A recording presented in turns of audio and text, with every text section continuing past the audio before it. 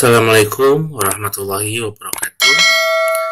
Selamat pagi, salam sejahtera bagi kita semua. Bagaimana kabarnya para mahasiswa sekalian? Mudah-mudahan berada dalam kesehatan dan berada dalam lindungan Allah Subhanahu wa Ta'ala.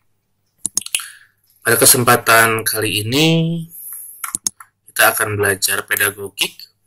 Nanti untuk materinya silahkan bisa dibaca, kemudian jangan lupa video ini untuk ditonton sampai selesai gitu. Seperti biasa nanti silahkan para mahasiswa sekalian untuk masuk ke kelas masing-masing gitu, seperti itu. Kemudian nanti di sini kita masuk ke pertemuan kedua. Kemudian nanti di sini akan ada pembahasan mengenai bab 2, yaitu manusia sebagai animal educandum. Para mahasiswa sekalian, di bab 2 ini kita akan membahas mengenai manusia sebagai animal educandum. Kenapa disebut animal? Karena kalau berdasarkan biologi, manusia itu berada pada kerajaan animal gitu, seperti itu. Tapi di sini ada bedanya educandum, yaitu adalah hewan yang dapat dididik gitu, seperti itu. Walaupun kita mengenal juga bahwa ada perbedaan yang sangat mencolok antara manusia dengan hewan gitu, kalau dalam literatur kita. Jadi kalau manusia itu memiliki akal, sedangkan hewan itu tidak gitu. Nah, marilah kita saksikan beberapa video berikut. Nanti kita akan melihat ternyata hewan itu bisa menjadi hewan yang baik dan bisa juga menjadi hewan yang sangat berbahaya bagi manusia. Karena sebenarnya ketika mereka diurus sejak kecil dan lain sebagainya seperti itu, mereka bukan menjadi berbudi baik kepada kita, akan tetapi itu hanya kebiasaan saja. Nanti kita akan lihat bagaimana fenomena ada orang yang dimakan, pawang dimakan oleh buaya, pawangnya, kemudian dan berbagai hal yang lain. Silakan untuk menyaksikan video tersebut. Nah, kemudian setelah menyaksikan video tadi, kita dapat mengambil sebuah kesimpulan bahwa hewan itu ternyata ketika dilatih itu bisa untuk menjadi keterampilan tertentu, akan tetapi satu hewan yang sama juga ketika mendapatkan perlakuan yang tidak baik, mereka bisa beringas, bahkan bisa sampai membunuh pawangnya. Nah, kemudian di sini kita akan membahas mengenai pendidikan hanya untuk manusia. Kenapa tidak untuk hewan, seperti yang tadi sudah dikemukakan, bahwa manusia itu salah satunya adalah memiliki akal budi, memiliki pikiran. Gitu. Jadi di sini kita akan bahas bahwa pendidikan mengandung pengertian yang sangat luas, menyangkut seluruh aspek kehidupan manusia. Karena pendidikan itu erat kaitannya dengan kehidupan manusia sehari-hari. Gitu. Bagaimana memanusiakan manusia, gitu, seperti itu. Karena harus ada upaya agar manusia itu adalah bertindak seperti manusia. Tidak manusia bertindak seperti hewan. Bahkan manusia itu bisa lebih kejam daripada hewan. Kita bayangkan ketika ada orang tua yang meninggalkan anaknya di tempat sampah, ada yang membuang anaknya, ada yang membunuh anaknya sendiri, ada anak yang membunuh orang tuanya. Kalau kita lihat, segalak-galaknya kucing, dia tidak akan membunuh anaknya gitu, seperti itu. Berbeda dengan manusia. Nah, kemudian nanti karena pendidikan itu menyangkut hati nurani, jadi hati nurani, hati yang paling dalam, nilai-nilai. Nah, ini nilai-nilai mungkin kita berpikiran bahwa tiap bangsa itu memiliki karakter yang berbeda-beda, memiliki kebiasaan yang berbeda-beda. Bahkan kalau Bapak ibaratkan contoh seperti ini, ketika ada orang di satu daerah mengharuskan bahwa makan itu harus habis, di piringnya harus habis semuanya. Jangan sampai ada yang tersisa. Karena ketika ada yang tersisa, maka hal tersebut itu adalah menunjukkan bahwa makanannya tidak enak gitu. Kemudian ada daerah yang lain harus disisakan. Kenapa? Karena di daerah yang lain tersebut itu adalah ketika makanan dihabiskan, bahwa itu menunjukkan sesuatu yang lapar, bahwa di rumahnya itu tidak pernah makan gitu. Jadi itu ada perbedaan-perbedaan, walaupun nilai tiap manusia itu pasti berbeda. Apapun bangsanya, apapun negaranya, apapun bahasanya, apapun warna kulitnya, semuanya nilai itu adalah bersifat universal. Contohnya adalah ketika di orang Sunda tidak mau dibohongi, maka di orang Jawa tidak mau dibohongi, di orang Bali tidak mau dibohongi, dan di bangsa-bangsa lain juga sama. Kemudian yang kedua, ketika di orang Jawa tidak mau dicuri, di orang Bali tidak mau dicuri, di bangsa apapun itu sama tidak mau dicuri. Jadi seperti itu. Jadi itu adalah nilai-nilai yang sifatnya universal, yang tiap bangsa itu memiliki persamaan. Kemudian ada perasaan, ada pengetahuan, dan ada keterampilan. Jadi pendidikan itu menyangkut hal yang sangat luas ini. Jadi ada perasaan, ada pengetahuan, dan ada keterampilan. Dan pendidikan berperan untuk mengembangkan itu semua. Jadi dari hasil pendidikan itu nanti akan mengembangkan hati nurani. Akan tetapi apa yang dikemukakan oleh Aristoteles bahwa sesuatu yang dianggap berdosa itu apabila ada perbedaan antara yang kamu lakukan di kamar kamu dengan yang kamu lakukan di luar kamar. Dalam artian bahwa ketika sesuatu yang tidak baik, ketika kita kerjakan di luar rumah atau di orang yang banyak, itu malu, tetapi di kamar sendiri itu tidak malu, maka itu sudah sesuatu yang tidak baik gitu, seperti itu. Jadi ketika seseorang melakukan kejahatan dan sebagainya, itu pasti dalam hatinya ada perasaan tidak enak, karena secara hati nuraninya dia tahu bahwa hal tersebut itu adalah salah gitu. Pokok contoh kan ketika mungkin ada seorang polisi yang memberhentikan seorang pengendara, karena polisi sudah mengetahui kalau pengendara yang salah itu mereka itu sudah menunjukkan gelagat yang tidak berbeda gitu. Jadi orang yang salah dengan orang yang tidak salah itu berbeda gitu. Kemudian perlu kita membandingkan kehidupan antara manusia dengan hewan, walaupun tidak layak untuk dibandingkan. Apakah mungkin hewan memperoleh pendidikan? Nah, kita harus punya sebutan lain. Apakah memang hewan perlu ada pendidikan? Seperti itu. Nah, contoh perilaku hewan. Nah, di sini kalajengking. Nah, kalajengking itu apabila anaknya itu sesaat dilahirkan sudah menetas, maka anaknya itu harus cepat-cepat ke punggung ibunya. Kenapa? Karena nanti kalau tidak cepat-cepat ke punggung ibunya, maka nanti akan dimakan oleh si ibunya. Ketika sudah ke punggung ibunya, kemudian dia terus mengikuti perjalanan ibunya, nanti ketika dia kuat untuk berlari, maka dia akan berlari secepat-cepatnya. Kenapa? Kalau tidak, nanti akan dimakan oleh ibunya. Nah, seperti itu. Kemudian ada juga laba-laba. Jadi kalajengking ini perilakunya seperti itu. Kemudian ada laba-laba yang bahkan dia itu sampai anaknya apabila ingin bertahan hidup itu harus memakan seluruh tubuh dari ibunya. Kemudian nanti ketika anaknya itu menjadi seorang ibu sama seperti itu. Nah, jadi berbeda-beda. Kemudian ada burung. Bahkan kalau melihat ayam itu sempat ditemukan oleh seorang pemadam kebakaran karena ada suatu tempat yang terbakar. Nah, si ayam tersebut itu bahkan sampai dia itu melindungi sayapnya kepada anak-anaknya biar anak-anaknya tidak terbakar. Walaupun ujung-ujungnya si anak ayam tersebut itu terbakar. Tapi di sana berarti menunjukkan bahwa induk ayam tersebut itu sangat menyayangi anaknya. Kemudian ada perilaku anjing dengan kesetiaannya. Jadi sangat setia menemani majikannya, itu seperti itu. Kemudian ada kucing yang senang akan kebersihan. Kemudian bahkan kucing mengajarkan kepada kita untuk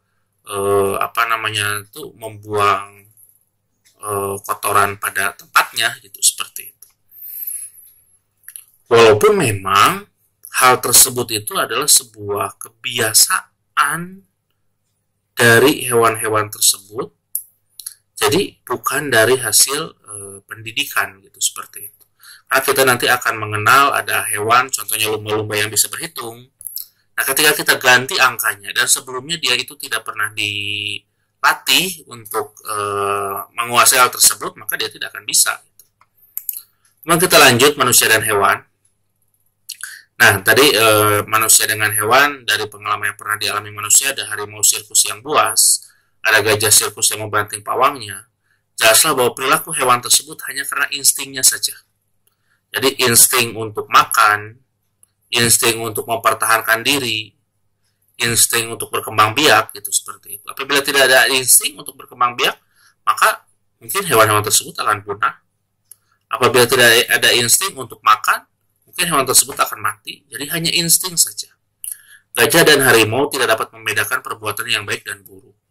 Jadi kalau mereka bisa membedakan, mana mungkin ada harimau yang memakan pawangnya. Tetapi ketika harimau tersebut sudah tidak diberi makan lama, contohnya 1 minggu, padahal dia sudah sangat lapar, pawangnya itu bisa dimakan, gitu, seperti itu. Karena dia tidak bisa membedakan mana yang baik dan mana yang buruk. Karena mereka tidak memiliki hati nurani dan tidak memiliki nilai. Kemudian gerakan monyet ditunjukkan pawangnya pada topeng monyet. Mereka bisa melakukan hal tersebut karena mereka dilatih. Bahkan kalau kita lihat kemarin-kemarin itu sempat viral, bahwa ternyata agar si monyet tersebut itu bisa terampil untuk sholat, terampil untuk membawa payung ke pasar, terampil untuk menggunakan sepeda, itu sampai 6 bulan lebih dilatih. Dan dipukuli, nggak dikasih makan, dipukuli, nggak dikasih makan, seperti itu sampai mereka bisa. Kemudian lumba-lumba dapat tahu 4x4, anjing dapat melacak, udah dilatih menarik dokar, tapi semuanya tidak dapat dikatakan dididik. Nah, kemudian kita akan melihat manusia dan hewan memiliki persamaan secara fisik sama dengan hewan, apalagi dengan hewan yang menyusui ini. Secara fisik, tapi secara psikis itu berbeda. Kita contohkan saja, secara fisik mungkin bisa sama antara yang memiliki disabilitas dengan yang tidak gitu. Tapi disabilitas secara mental mungkin ada sebagian yang sama, tetapi secara psikis itu berbeda gitu. Seperti sama juga dengan hewan. Nah, kemudian apalagi dengan hewan menyusui memiliki indera untuk mengamati lingkungan, sama-sama memiliki insting, ini insting ya, insting lapar, seks, mempertahankan diri. Namun pada manusia perasaan insting tersebut digantikan akal budinya yang sama sekali tidak dimiliki hewan. Jadi ketika manusia itu dengan ada akal budinya, bahwa walaupun dia lapar, itu harus mempertahankan diri sesuai dengan kodrat kemanusiaannya. Jadi ketika ada makanan, dia tidak akan bisa langsung untuk memakannya. Berbeda dengan hewan. Jadi apapun yang temui, langsung dimakan. Karena manusia memiliki nilai, memiliki akal budi, memiliki kewajiban untuk menghormati antara yang satu dengan yang lain. Kemudian hakikat pendidikan bukan pada keterampilan justru, melainkan kita mendidik anak sehingga kepribadiannya merupakan satu kesatuan antara jasmani dan rohani dan dapat mempertanggungjawabkan perilakunya. Jadi dengan adanya pendidikan, agar terjadi suatu integrasi antara jasmaninya yang sehat, rohaninya yang sehat, dan dapat mempertanggungjawabkan semua perilakunya. Jadi apapun yang dia lakukan harus bisa bertanggungjawabkan sebagai akibat dari dia itu adalah sebagai manusia yang harus mempertanggungjawabkan segala yang dia lakukan. Kemudian selanjutnya adalah kemampuan bertanggung jawab, memerlukan kemampuan memilih nilai-nilai, nilai kesusilaan, nilai religi, sehingga dapat berbuat baik antara sesama manusia. Kemudian di sini juga manusia memiliki kata hati atau hati nurani, yaitu kemampuan manusia untuk membedakan antara nilai yang baik dan buruk, jelek dan indah, benar dan salah, dan adil dan tidak adil.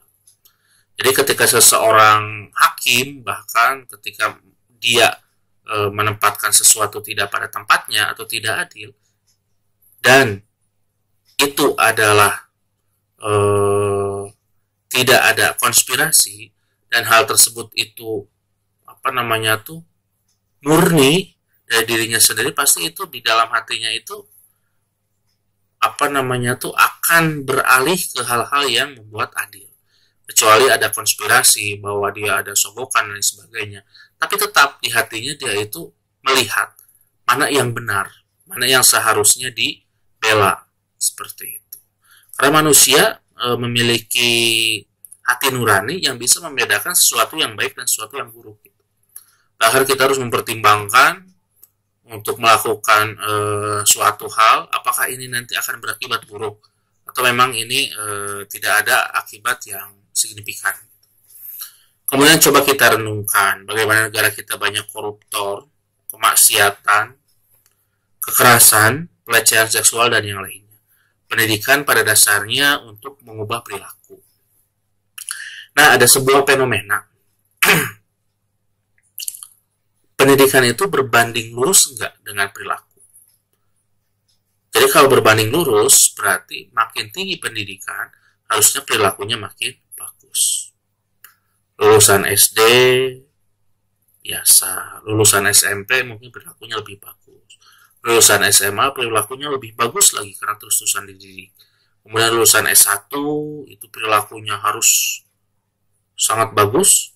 Kemudian lulusan S2 harus sangat bagus sekali. Kemudian lulusan S3 sangat-sangat harus bagus gitu, seperti itu. Karena itu pendidikan yang paling tinggi. Tapi pada kenyataannya bahwa banyak sekali yang melakukan korupsi, kemaksiatan, kekerasan, dan tindakan pelecehan seksual justru yang pendidikannya itu tinggi. Nah, di sana berarti harus dicari, harus direnungkan kira-kira apa yang salah gitu. Apakah dari pendidikan kita tidak mengajarkan moral-moral yang bagus seperti itu? Lalu kenapa makin tinggi pendidikan justru mereka malah banyak terlibat dengan Komisi Pemberantasan Korupsi? Nah, kemudian menurut Prof. Hitzman, perilaku manusia dibagi menjadi beberapa nih. Jadi ada perilaku yang disadari dan ada yang tidak. Nanti kita akan bahas lebih dalam. Yang pertama ada perilaku anorganis, gerakan benda-benda mati dipengaruhi hukum sebab akibat dan merupakan hukum alam. Contohnya ketika sebuah benda dilempar ke atas maka kembali lagi ke bawah. Kemudian ketika mendorong sebuah pohon bambu, apabila pohon bambunya itu tidak terlalu sulit untuk didorongnya karena masih kecil, maka dia akan kembali lagi, seperti itu. Jadi ini hubungan sebab akibat. Kemudian perilaku yang selanjutnya adalah perilaku nabati vegetatif, yaitu perilaku pada manusia, hewan, dan tumbuhan, dan hal ini tidak disadari gitu, sebagai bentuk kehidupannya. Contohnya di sini ada bernapas, jantung berdetak. Gerakan ini tidak dilatih karena dia sudah langsung otomatis bisa gitu, seperti itu. Kebayang tidak kalau seorang bayi baru lahir kemudian dia harus dilatih untuk jantungnya berdetak, kemudian diberikan berbagai hal yang harus ada gitu. Nah, kemudian jantungnya berdetak, seorang bayi harus diperintah dulu, yaitu nanti tidak akan bisa gitu kalau seperti itu. Tapi hal tersebut itu tidak disadari gitu. Ya, walaupun baru lahir jantungnya berdetak itu tanpa dia sadari, ya sudah terbiasa dengan jantung berdetak. Karena kalau nanti jantungnya tidak berdetak, ya sudah meninggal gitu. Kemudian ada perilaku hewani atau instinktif seperti lapar, haus, keinginan untuk seks dan lain sebagainya. Itu instinktif sebagai bagian dari manusia, sebagai seorang bagian dari animal. Kemudian selanjutnya adalah perilaku insani. Ini yang membedakan. Jadi kalau 1, 2, 3 ini semuanya ada dari hewan yang biasanya. Kemudian perilaku insani manusia itu yang membedakan dengan hewan-hewan yang tadi. Jadi kalau sama dengan hewan, ya udah, ngapain jadi manusia, jadi hewan saja gitu, seperti itu. Karena nanti kita bisa memfilter, bisa membedakan mana perilaku kehewanan, mana perilaku kemanusiaan. Apabila nanti si manusianya tersebut itu justru lebih mirip dengan perilaku kehewanan, ya jadi tidak pantas lagi menjadi seorang manusia. Karena manusia itu harus memiliki perilaku insani. Nih, ini ada perilaku insani, perilaku yang dimiliki manusia saja. Manusia memiliki seni, menghargai karya seni, memberikan penilaian, memberikan review, masukan.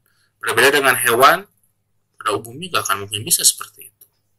Kemudian menguasai hawa nafsu, walaupun dia punya insting yang tadi, tapi dia bisa menguasai hawa nafsu, memiliki kesadaran diri dan menyadari nilai-nilai. Kemudian perilaku mutlak, manusia menyadari kehidupan beragama. Nah, ini yang paling tinggi, dapat berkomunikasi dengan Tuhan dan dapat menghayati nilai-nilai kehidupan yang paling tinggi, gitu, seperti itu.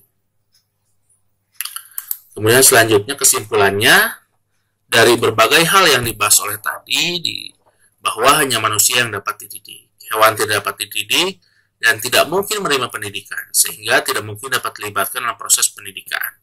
Karena hanya manusia yang dilengkapi dengan akal budi sehingga dapat membedakan mana yang benar dan mana yang salah. Nah, kemudian kita akan beralih ke subbagian yang kedua. Kenapa sih manusia itu perlu dididik? Nah, di sini alasannya kenapa manusia itu perlu dididik, karena manusia dilahirkan tidak berdaya. Manusia begitu lahir ke dunia perlu urunan seorang ibu. Ketika seorang anak lahir, dia tidak akan selamat kalau ditinggalkan oleh ibunya. Berbeda dengan domba, ketika lahir langsung dia bisa berlari. Atau ketika tadi kalajengking, ceritanya bahwa kalajengking itu dia akan naik ke punggungnya ibunya, kemudian akan berlari sekencang-kencangnya untuk menghindari ibunya. Nah, itu berbeda-beda. Tetapi intinya kalau manusia itu lahir ke dunia perlu urunan seorang ibu. Baik dia itu menggunakan ASI dan lain sebagainya seperti itu. Kemudian yang kedua, mengapa manusia perlu dididik? Karena manusia lahir tidak langsung dewasa. Karena setiap perilaku-perilaku baik yang dilakukan oleh orang tuanya itu tidak akan terturun kepada anaknya. Sehingga tugas menjadi seorang guru harus terus-menerus. Karena sikap-sikap baik, nilai-nilai baik itu tidak serta-merta dapat diturunkan secara otomatis. Jadi harus ada pembiasaan-pembiasaan, harus ada pendekatan yang intens dengan anak, itu seperti itu. Kemudian selanjutnya, manusia pada hakikatnya adalah makhluk sosial. Jadi dia tidak akan mampu hidup berdiri sendiri, tetapi hakikatnya dia itu harus bergaul dengan orang-orang yang ada di sekitarnya. Ia tidak akan menjadi manusia seandainya tidak hidup bersama dengan manusia, gitu.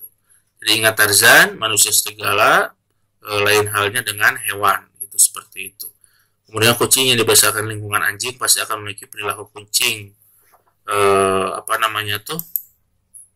seperti mengeong dan lain sebagainya, seperti itu. Berbeda dengan manusia, karena manusia itu ketika dilahirkan, kalau tidak mendapatkan pendidikan ya sudah seadanya, gitu. Bahkan ada sebuah penelitian ketika seorang anak itu tidak mendengarkan suara apapun, dalam artian dikurung di kamar, kemudian 14 tahun kemudian baru dikeluarkan, kemudian setelah itu ternyata sudah tidak bisa berbicara, gitu, seperti itu, karena mereka tidak dilatih untuk berbicara, gitu, seperti itu. Nah, kemudian selanjutnya, manusia sebagai makhluk yang dapat dididik. Manusia sebagai makhluk yang belum selesai. Untuk dapat menyelesaikan hidupnya dengan baik, ia harus mengemban tugas untuk meningkatkan dirinya. Kemudian manusia sebagai animal hidup kandung, perlu dididik agar dapat melaksanakan kehidupannya sebagai manusia, agar ia dapat hidup mandiri, gitu, seperti itu. Dengan adanya pendidikan tadi, agar dia bisa menjadi mandiri, kemudian melaksanakan kehidupannya sesuai dengan ciri-ciri kemanusiaan, gitu. Sesuai dengan sifat dan karakter manusia. Kemudian pendidikan adalah sesuatu yang khas, karena objeknya tidak begitu saja menerima apa yang diajarkan, sehingga harus ada kerjasama, dan pada hakikatnya pendidikan adalah interaksi antara subjek dengan subjek, karena kalau objek maka pendidik akan seenaknya melakukan objeknya. Jadi di sini bahwa siswa itu kita ibaratkan sebagai subjek penelitian, gitu, seperti itu, dikarenakan nanti dari para siswa itu bisa membuat kesimpulan untuk disimpulkan bareng-bareng agar tidak terjadi kesalahan konsep. Kemudian pendidikan, pemberian bantuan kepada siswa agar dewasa. Kita mengenal bahwa dewasa itu dibagi menjadi beberapa bagian. Ada dewasa secara psikologis, ada dewasa secara biologis, kemudian ada dewasa secara antropologis, dewasa secara sosiologis, kemudian ada dewasa secara ekonomis. Jadi kita jelaskan dewasa dari masing-masingnya. Kalau dewasa secara ekonomis berarti dia sudah bisa menghidupi dirinya sendiri dan tidak terus-terusan bergantung pada orang tua. Kemudian ada juga dewasa secara biologis apabila dia sudah menunjukkan tanda-tanda kelamin sekunder seperti ada jakun, kemudian dan berbagai hal yang lain. Kemudian ada dewasa secara sosiologis, artinya dia dapat diterima oleh masyarakat dan masyarakat itu berhutang budi kepada dia. Jadi kalau tidak dewasa secara sosiologis berarti dia tidak dapat bersosialisasi dengan yang lain gitu, seperti itu. Nah, jadi itu adalah tentang definisi kedewasaan. Jadi intinya kedewasaan itu bisa dilihat dari berbagai aspek gitu, seperti itu. Kemudian pencapaian kemandirian harus dimulai dengan menerima realita tentang ketergantungan anak yang mencakup kemampuan untuk mengidentifikasi, bekerja sama, dan meniru pembimbing pendidikannya. Seandainya manusia tidak dapat dididik, berarti dewasa itu adalah bawaan lahir. Akan tapi kenyataannya mereka perlu bantuan orang dewasa agar dapat mandiri dalam kehidupannya. Jadi sebenarnya kedewasaan itu ya memang harus dirawat gitu, seperti itu. Agar jangan sampai bahwa dewasa itu sebenarnya bukan bawaan lahir. Jadi harus dirawat, harus dibantu agar siswa menjadi orang yang dewasa. Tapi ketika memberikan pendidikan kepada siswa, jangan menganggap mereka itu adalah sebagai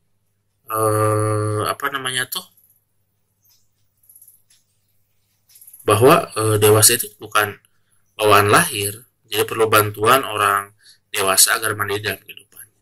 Kemudian nanti ketika mendidik mereka, jangan langsung mengajak mereka untuk masuk ke kehidupan orang dewasa. Akan tetapi kita juga harus berpikir mengenai kedewasaan mereka. Jadi kalau tanpa ada bantuan dari orang dewasa lain, maka kedewasaannya tidak akan sempurna gitu, seperti itu. Kemudian pandangan dasar antropologis pendidikan. Nah, di sini ada prinsip individualistis. Setiap anak dilahirkan memiliki potensi yang berbeda, anak kembar pun berbeda, bahkan kembar yang identik pun juga bisa berbeda. Kemudian ada prinsip sosialitas, manusia hanya dapat berlangsung kehidupannya dengan layak apabila bersama-sama dengan orang lain. Kemudian ada prinsip identitas moral, berarti semua harus mampu mengambil keputusan sosial sendiri serta mampu mengarahkan perbuatannya selaras dengan sosial yang dipilihnya. Kemudian ada prinsip uniksitas, bahwa setiap manusia itu unik.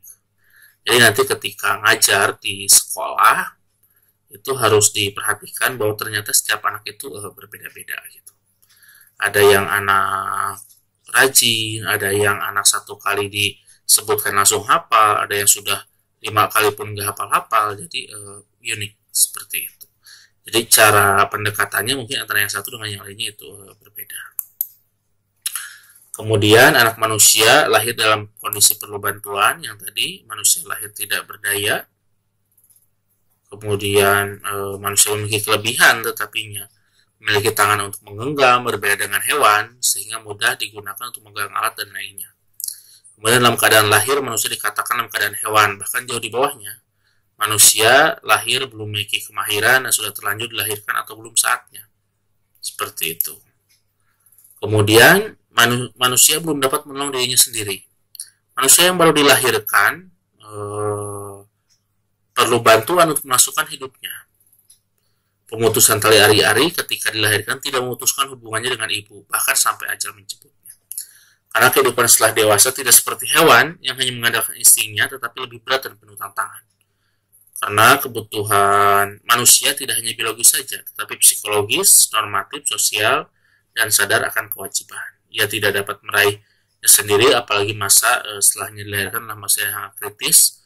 Kalau tanpa bantuan orang dewasa, maka dia tidak akan selamat. Gitu, seperti itu. Kemudian selanjutnya adalah manusia dilahirkan dalam lingkungan manusiawi. Kita harus bersyukur bahwa manusia dilahirkan dalam lingkungan yang manusiawi, yaitu manusia yang berperasaan, bermoral, dan yang memiliki kepekaan sosial. Keadaan anak menggugah orang tuanya untuk memberikan bantuan dengan penuh kasih sayang, sehingga keduanya saling melengkapi. Kemudian selanjutnya, dunia manusia sebagai dunia terbuka. Nah, manusia yang baru dilahirkan belum siap menghadapi kehidupan yang serba terbuka seperti itu. Apalagi dia harus extend, apalagi dia harus menghadapi kehidupannya sendiri. Kemudian manusia mampu menggunakan alat, yaitu dalam bentuk inisiatif dan daya kreasi dan yang lainnya, akan dijelaskan lebih rinci sebagai berikut. Jadi ada inisiatif dan daya kreasi manusia. Inisiatif merupakan penggerak bagi eksplorasi di dalam dunia. Kemudian kemampuan manusia untuk merealisasikan dirinya. Kesadaran manusia akan lingkungan. Keterarahan hidup manusia kepada lingkungan. Kemudian kesadaran manusia akan tugasnya dalam lingkungan hidupnya. Seperti itu. Nah, kemudian selanjutnya faktor yang mempengaruhi kedewasaan. Ada faktor keturunan atau hereditas IQ, ada faktor lingkungan atau environment, ada lingkungan abiotik, biotik, kemudian dan berbagai hal. Kemudian faktor diri, guru harus memahami faktor dari faktor itu berupa emosi, perasaan, dorongan untuk berbuat, motivasi, sikap, dan komunikasi. Nah, kemudian ciri-ciri perkembangan jiwa SD. Ini berbeda dengan siswa SMP dan SMA. Pertumbuhan psikis dan motorik maju pesat. Jadi fisik dia mulai terampil untuk naik sana sini, berkejaran sana sini, kemudian dengan membandingkan skala yang ada. Kemudian kehidupan sosial diperkaya dengan kemampuan bekerja sama dan bersaing dalam kelompok, mempunyai kemampuan memahami sebab dan akibat. Dalam kegiatan belum membedakan jenis kelamin dan dasar yang digunakan adalah kemampuan dan pengalaman yang sama. Jadi untuk ciri-ciri perkembangan siswa SD adalah seperti ini. Kemudian di sini ada beberapa aliran. Ada aliran nativisme, konvergensi, dan berbagai aliran yang lain.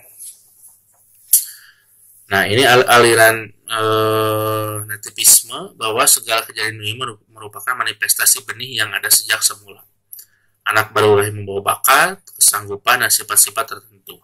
Hal tersebut sangat mempengaruhi perkembangannya. Pendidikan lingkungan tidak berpengaruh terhadap perkembangan anak. Seperti itu. Bahkan kalau sebenarnya berdasarkan pendapat nativisme seperti itu, walaupun sebenarnya ada mungkin yang bisa dilatihkan gitu, seperti itu, walaupun tidak se-expert orang yang di bidang tersebut gitu. Bahkan menurut pandangan nativisme bahwa manusia memiliki bakat sejak masih zigot yang terbentuk melalui pertemuan sel ibu dan ayahnya. Pandangan ini pesimis terhadap keberhasilan pendidikan, kalaupun berkembang itu memang ada bakat. Kemudian selanjutnya adalah aliran naturalisme. Bahwa semua anak berpengalaman baik dan pembawaan yang baik tersebut akan rusak karena lingkungan.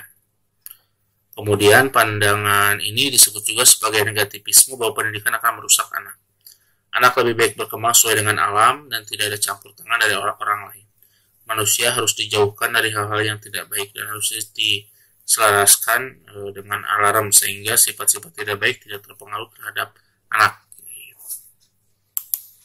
Kemudian selanjutnya ada aliran empirisme bahwa perkembangan anak tergantung rangsangan dari luar. Makin banyak rangsangan dari luar, maka akan ada perkembangan dari anak. Kemudian perkembangan anak tergantung dari lingkungan dan sama sekali tidak dipengaruhi oleh pembawaan. Kemudian manusia adalah makhluk pasif yang dapat dimodifikasi. Manusia dibayangkan sebagai tabula rasa dan kertas putih. Kemudian ada juga dalam konvergensi bahwa manusia dipengaruhi oleh bawaan dan lingkungan. Bakat bawaan belum merupakan suatu kenyataan, melainkan adalah kemungkinan.